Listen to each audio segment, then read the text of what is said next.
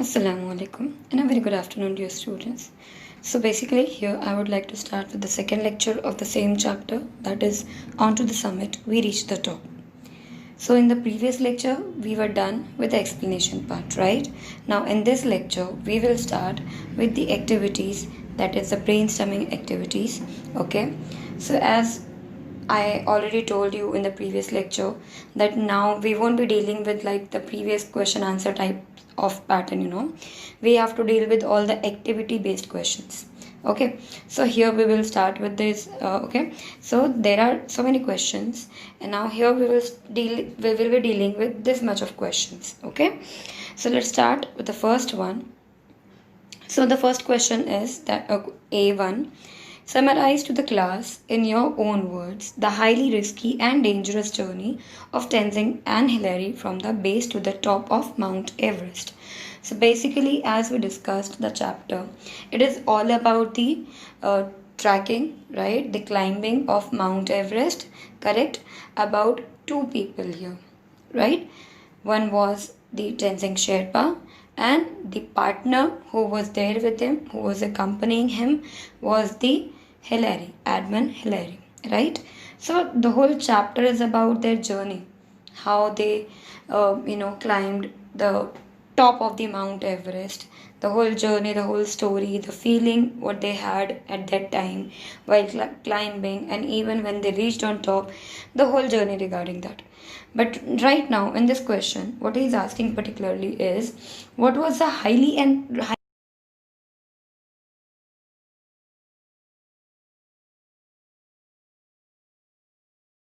so what was the risky and dangerous part for Tenzing and Hillary? That's what the question is asking all about.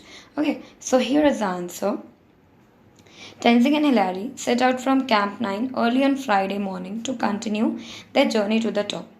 So this we have already discussed, right? That when they started their journey from the Camp 9 on Friday morning, right? And they continued that towards the top, correct? Then what happened? Tenzing was determined to conquer the peak even at the cost of his life. What he said when we were dealing with the explanation part.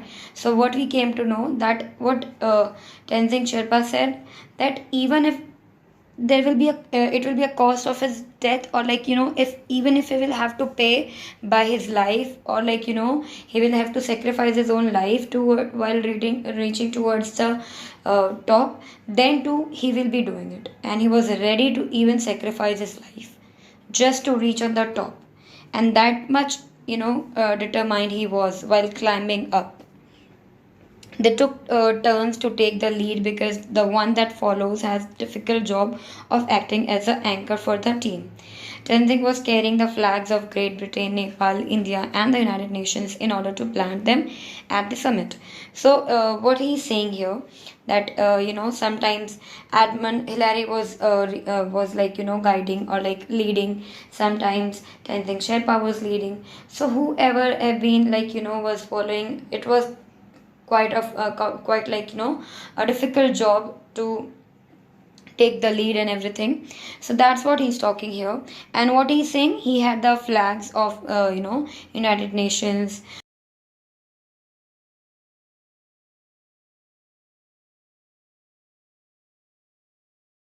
climbing the west side where they had to cross a steep line of rocks.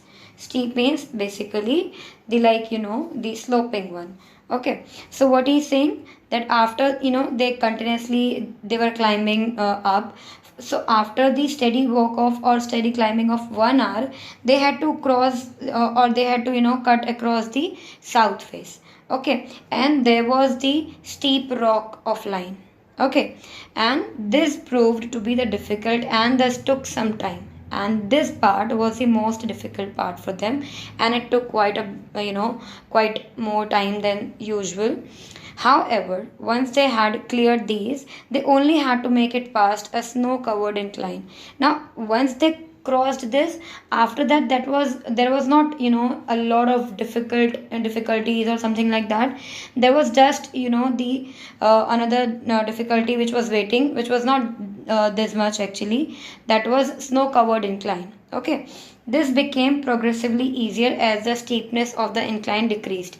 So the way they were moving ahead, the steepness was getting inclined. Okay, and it was getting decreased. The way they were coming closer to that, they neared the top. Although the last 60 or 70 feet up the top were not very dangerous.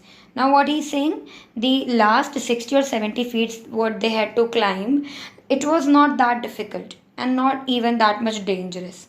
So, they maintained the same steady pace and reached the small flattened summit almost together. So, what then he's saying here? Then, after that, it was not that difficult or not that dangerous part, but then too they continued with the same speed. They were not, getting slow, or like they were not getting fast.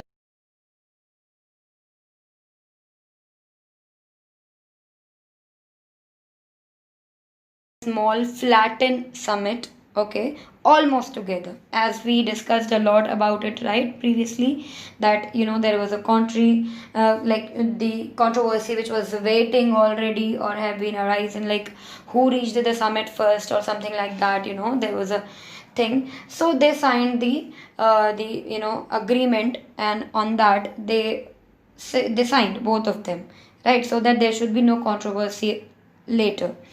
And the rope that was tied between them was a symbol of their teamwork and companionship. So basically, as we already discussed, they were tied with the rope, right? And that was a sign of their true companionship. Is that clear to everyone? Now we'll be dealing with another question.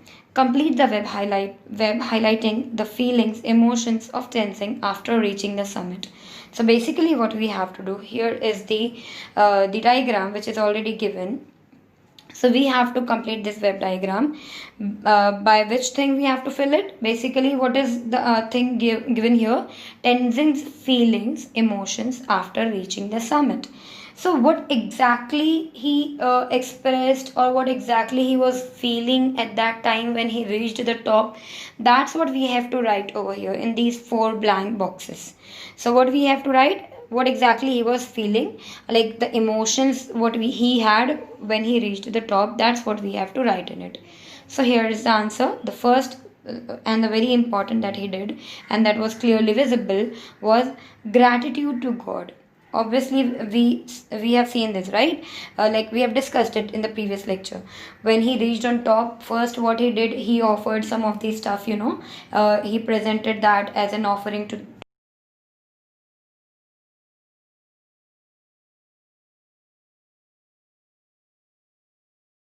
presented in like as an offering for the god, right? So he basically shown his gratitude, and leave about that, and even he thanked, and what he said, like finally the god had made it possible for me after the so much of failed attempts. Finally I reached, and that is only because of the god's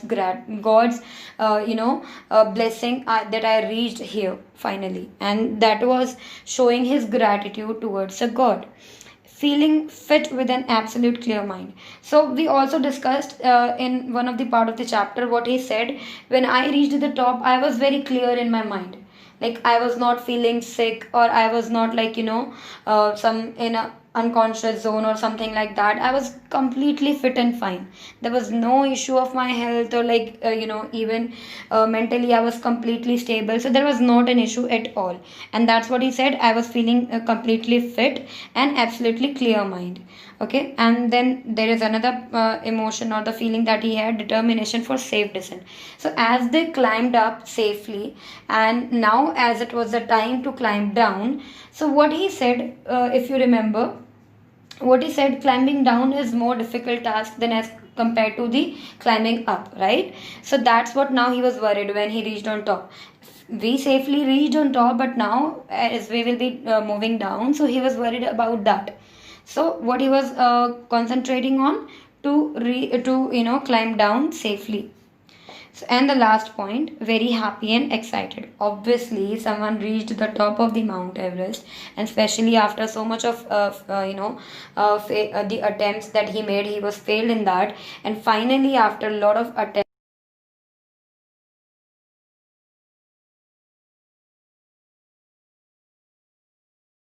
the first attempt, if any person reaches on the second, third, whatever, it doesn't matter, but if you reach the top, that is the biggest achievement.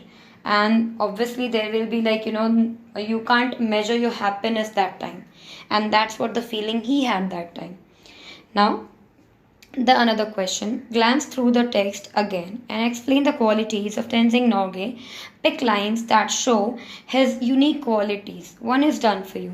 Now, basically, what we have to do, we have to take a glance of the text. Basically, we have to go through that again. And what we have to do, we have to explain the qualities of Tenzing Norgay, means basically the Tenzing Sherpa. Okay. So, we have to pick the lines which shows the unique qualities of Tenzing Sherpa. So we have to find those lines and write here. So there are 3 columns. First is serial number, second is qualities, and third is lines. So what are the qualities we are selecting? Okay, and after that we have to give a proof of that. The proof for the particular word, whatever we are selecting the quality. So we have to give the proof of that by giving or writing some of the lines from the text. Is that clear?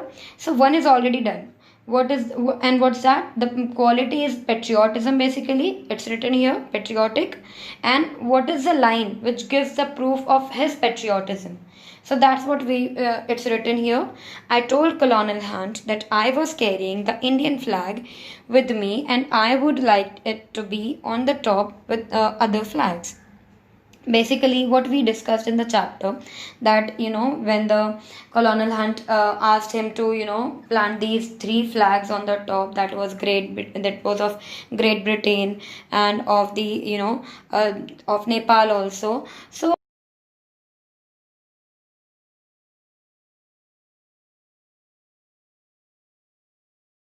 what he said, that I have the Indian flag also with me and I would like to be on top with all those 3 flags also, but at the same time of Indian flag also. So what he said, I would like to be on top and I would like to plant all these 4 flags on top, and I would like to reach on top with all these 4 flags. So that basically shows his patriotism, right? So now let's see the other points. So see the second point, spiritual. So what exactly portrays his spiritual qualities? So the proof of this we will give through this line. My first thought on reaching the top was a sense of gratitude to God. Obviously we discussed about it in the previous lecture, right? That when he reached on top, he thanked God, right? And what he said, just because of the God's blessing I am able to reach here, he blessed me with this successful attempt. That's what he was showing his gratitude.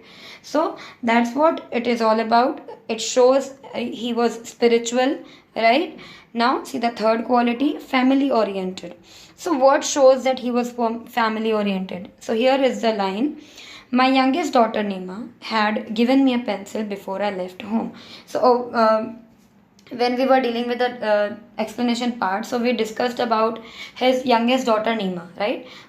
Who gave him the pencil, and what she asked him to do, when you will be reaching on top, just present it as my offering to the God, the pencil. And that was not even like the extraordinary pencil or something very special about that. No, nothing like that was there. That was just an ordinary pencil, and even not too big, it was the smaller one. Then too, it was special because that was her own possession, and that's what she gave it to him and asked him to present it as an offering for the God, and that's what he did. So that shows that he was family oriented. Now, a good friend, the fourth quality, that is that he was a good friend. So what shows that he was a good friend? As I stood at the top, I remembered him and felt that he was with me. So basically he was talking about the scarf, right? The scarf that he was wearing when he reached the top. So that scarf was basically given by one of his friend on the previous expedition, right? So that scarf which was given 1 year back, exactly 1 year back, so he was wearing that scarf this time when he reached on the top of the Mount Everest.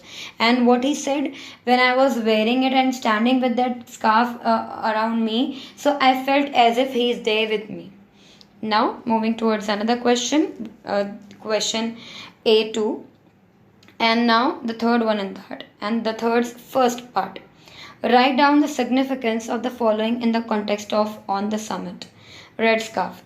Now the chapter is onto the summit. So according to that, according to the context of the onto the summit, there are some of the important aspects of the chapter have been given.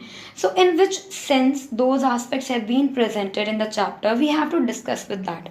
So there have been a discussion of red scarf, as we just discussed, right? That he was there on the top with that red scarf around him.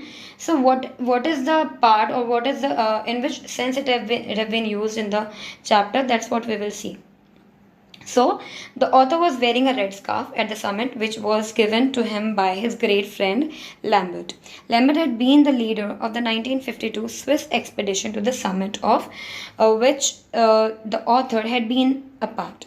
Okay, now what he is saying basically in the point A, that the author, as we know, was wearing a red scarf, right?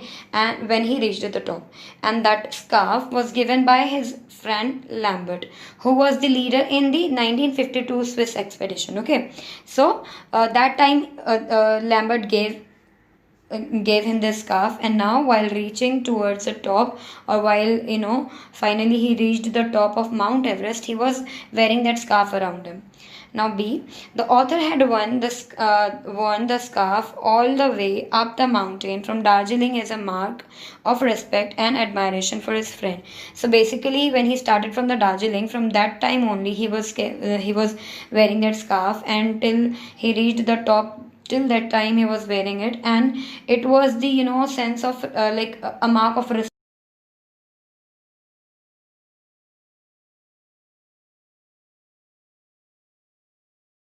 Not only did the author remember his close friend, but also wished he were there. So it's not just about, as we know, it was a historic success basically. So it was not just about remembering his friend, but also he wished, if he would be here, he was wishing him to be there. So it shows, the kind of respect that he had. By wearing the scarf, the author acknowledged Lambert's contribution to the journey and stated that it gave him a feeling of having his friend with him at the top. So, by wearing that scarf, the author obviously acknowledged, Lambert's contribution in his journey of the climbing, but also he stated that it was the feeling as if he's there with me when he was wearing the scarf. Thus the scarf was a tribute to his friend. So basically, in which sense the scarf have been discussed here? As a tribute basically to his friend. Now the second is again in that question only. The second point is Hoshiar, as we discussed in the chapter. The word Hoshiar means caution. Obviously, we discussed in it in the previous lecture, right? Hoshiar, in which sense it's already used, caution.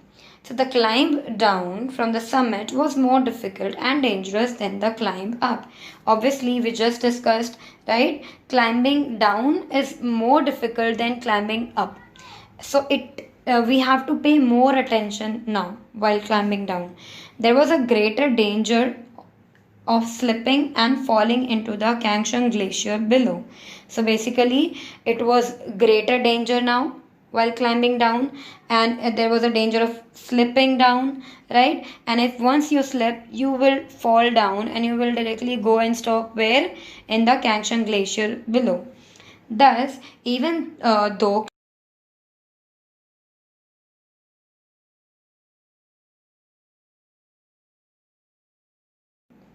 climbing down obviously takes lesser time, but you have to be more attentive and you have to be more alert while climbing down. So that's what he is talking here. With regard to this, the author notes that they needed Hoshiar while coming down. So that's what he is saying, that while climbing down, they needed to, be more Hoshiar while reaching down. Now the third part is kerosene flavored tea. He discussed in one of the part, like when they reached the they were climbing down. So one of their friend came with the tea in their hand, but the tea was smelling like a kerosene. So that's what the part here it's discussed. So after the historic conquest of Everest, the author and Hillary met other teammates on their way down, with whom they shared the news of their victory. So basically, what he's saying, while climbing down after conquering their historic, journey. So finally, when they were climbing down, they met with one of their teammate. Okay, and they shared their story of victory with him. As they got nearer to Camp 8, one of the teammates, Noise, brought them tea. So when they reached nearer to the Camp 8, so another teammate came, and he came. The teammate was Noise, okay, and he brought some tea for them. Mountaineers often use kerosene stoves for cooking, which leaves the smell of the fuel in the food. So basically, what he's saying, like, the mountaineers basically use the kerosene stoves. Okay, obviously, so if you make food on that, so basically, sometimes it leaves the smell of kerosene, and that's what he's talking here.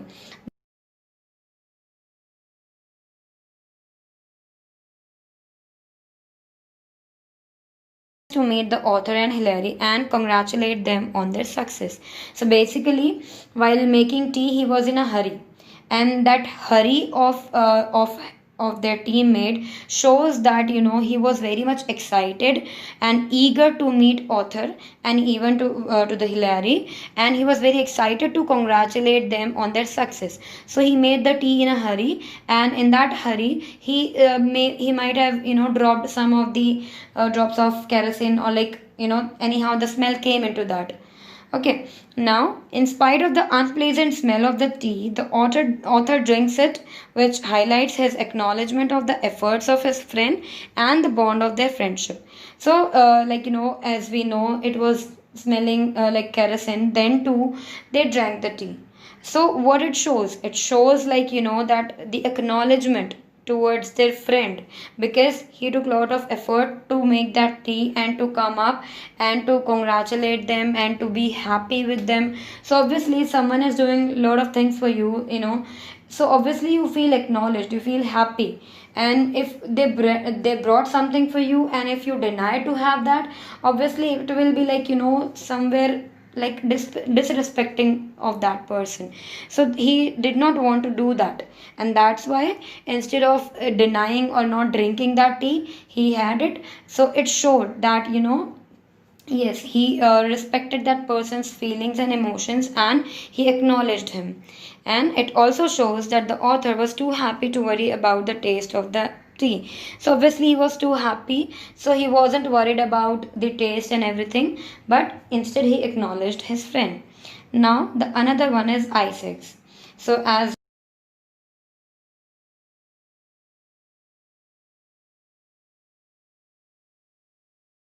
hiking and a climbing tool typically used to help the mountaineer while ascending. So obviously, ice axe is basically we know that it is a hiking and climbing tool, okay, which is typically used while while doing the mountaineering, and it helps the mountaineers basically. In the given extract, the author uses one end of the ice axe to hold the flags of Great Britain, Nepal, the United Nations, and India up high at the summit. As we discussed in the previous lecture, what we have talked about it, like when he reached on top at one of the corner of the X, he he held the flags of Great Britain, Nepal, United Nations, and even of the India. So it is important to note that since the journey up the mountain was dangerous and tiring, the author did not carry any special instrument to help him hoist the flags. So as we know already that it was a very difficult task to reach the top, and it was the dangerous one. So he was not carrying any special something tool or anything or instrument, like to hoist the flag on the top. So that's now. So what he did, however, at the top of the summit, his will to plant the flags was so strong that he used whatever resources he had to make it happen. So as he was not having any instrument on which he could have hoist the flags, so instead what he did, whatever the things was available with him, whatever the things was there with him, the resources which was present over there, he tried to make it happen with that only. As a mountaineer, his ice axe was the most obvious tool for the job. So as as he was a mountaineer, so obviously he would be having the ice axe. So that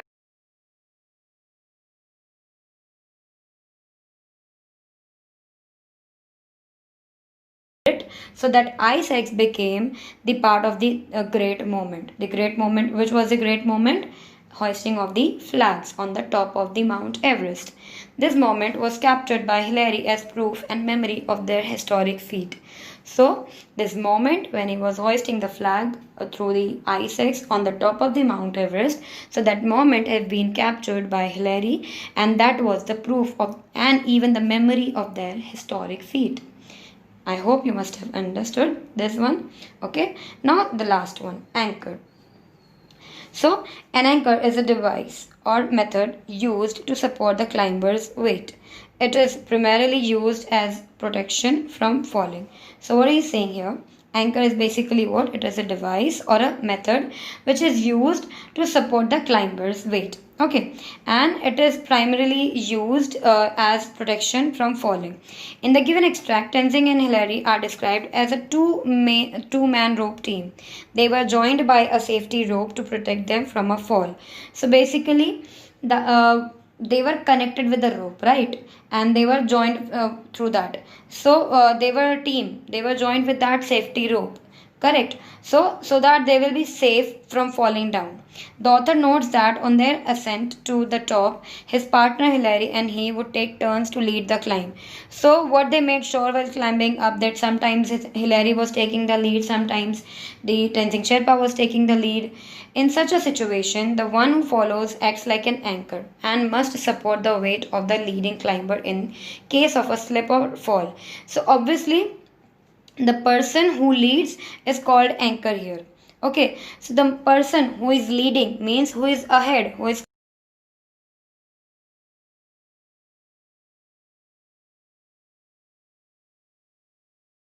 leading, who is moving ahead, they have to support the other person's weight also, and they have to take the responsibility of if the other person should not slip or something like that, so they have to be responsible for that.